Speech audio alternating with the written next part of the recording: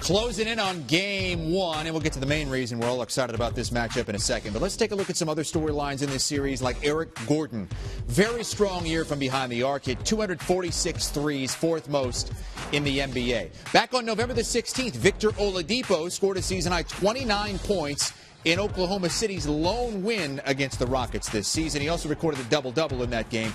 He only had 3 double-doubles the entire season. And with all that attention to Russ and the beard, you may have missed that the Thunder and Rockets actually played some really close games this year. 3 of the 4 regular season meetings were decided by 3 points or less.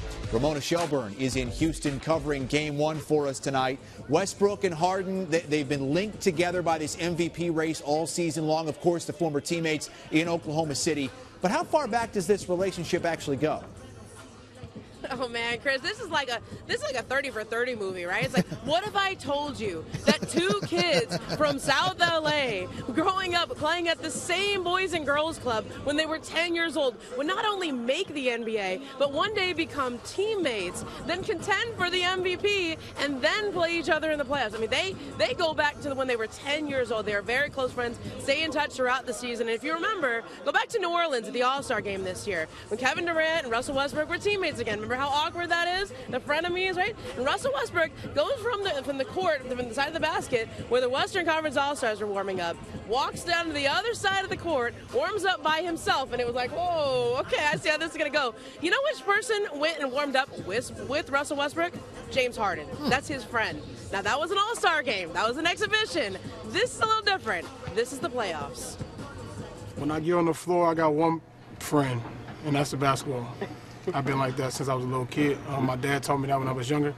Once you get on the floor, you got one friend, and the friend is Spalding. At the time, it was Wilson, or maybe it was some other Rock, whatever the ball is. That's who my friend is.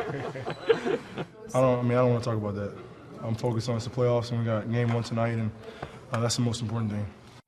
You guys keep trying to compare it to me and Russ. It's about the Rockets and the Thunder, and who can, execute their game plans the best.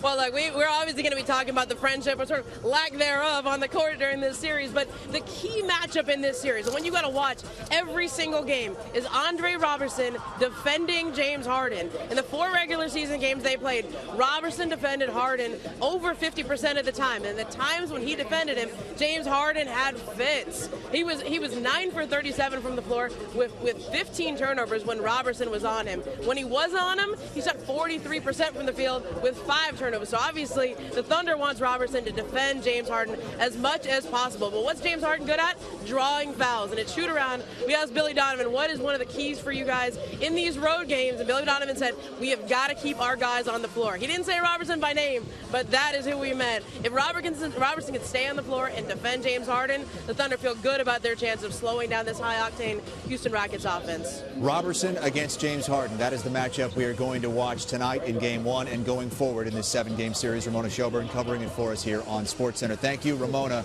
Be safe. Thanks, Chris. Dodging basketballs all night there to shoot around. She is multifaceted. We should note that Westbrook averaged more than 36 points per game versus Harden in their head-to-head matchups, which James doesn't want to talk about, but didn't exactly translate into wins. Harden and the Rockets were able to win 3 of the 4 in the regular season. The Beard may not win the MVP, but maybe these statistics indicate he might win this series.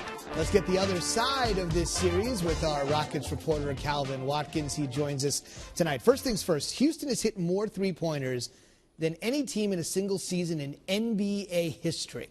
What are the Rockets saying about utilizing their long-range prowess in this series? Well, this is what the Rockets do. They shoot three-pointers.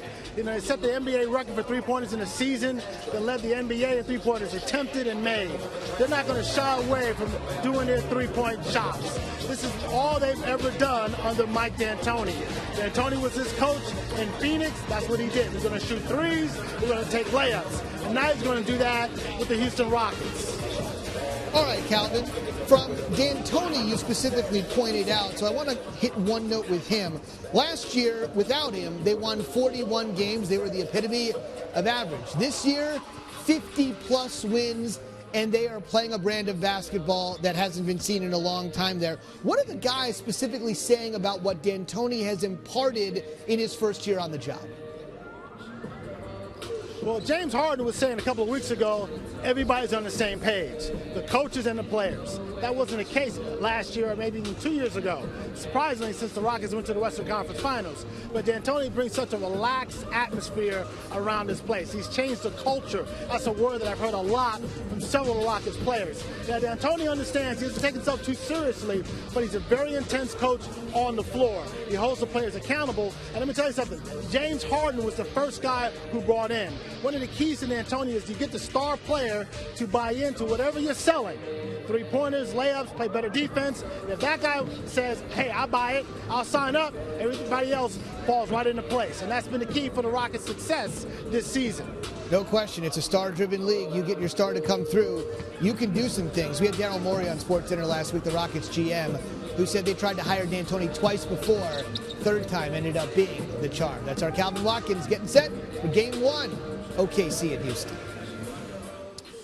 Antonio Davis back with us as well. And here's how sexy this matchup between Russ and the Beard is. I was actually going to give AD a chance to talk about the big guys that we may have forgotten in this series, but he said, no, I want to talk about Westbrook and Harden. So what do you have for us, you wanna-be guard? You know what? When we first, there's been huge debate all year about MVP, Russ, Harden, all that. And I was a big Harden fan. And there was a reason why. Earlier in the season, one of their matchups, the game came down to the stretch, and Harden, you know, to me, made the best play. Drove the basket, got a short play to Nene. Next thing you know, they win the basketball game. But we'll start off here with Russ missing the shot. And to me, that was the one thing that Russ was missing. He wasn't allowing his teammates to help him. He wasn't trusting them. He was putting so much on his shoulders, and I felt like that's why his numbers were high. If we talk about value, it's about winning basketball games, and I just thought Harden was helping his team more win basketball games. But as Russ continued, and then he started to break the triple-double record, he used to end up averaging the triple-double for the season. His team ended up, I think, at the end, winning more games from that stretch. I kind of switched over to Westbrook. He is what value is to me. That's the definition of it. He's my MVP. So even though James Harden was 3-1 against Russell Westbrook this season, you would still go with Russell Westbrook as the MVP in this series. What do you think Russell Westbrook is going to have to do to pull the upset here? The Rockets won 8 more games in the regular season than the Thunder. They are the favorites here. They have home court. I love what Harden just said is, listen, this is about OKC and the Rockets. I think what OKC is going to have to do is chase a lot of those guys off the three, force them to become dribble drivers. Harder said than done because you're so worried about Harden driving the gut of your defense, laying the ball up. But I say let them lay it up. If they shoot enough twos and not a ton of threes, that's going to mess with their rhythm. So I think you can actually have a shot by letting those big guys do their jobs. You have enough guys, enough fouls back there where if you funnel everybody to the basket, make them shoot more twos than threes, you knock down a couple of threes yourself and don't turn the ball over, maybe you have a shot. Okay. Hey, a 6 seed has won the NBA Finals before, the NBA title. A 4 seed's never won it, a 5 seed's never won it. A 6 has. Antonio Davis running the point for us here on SportsCenter.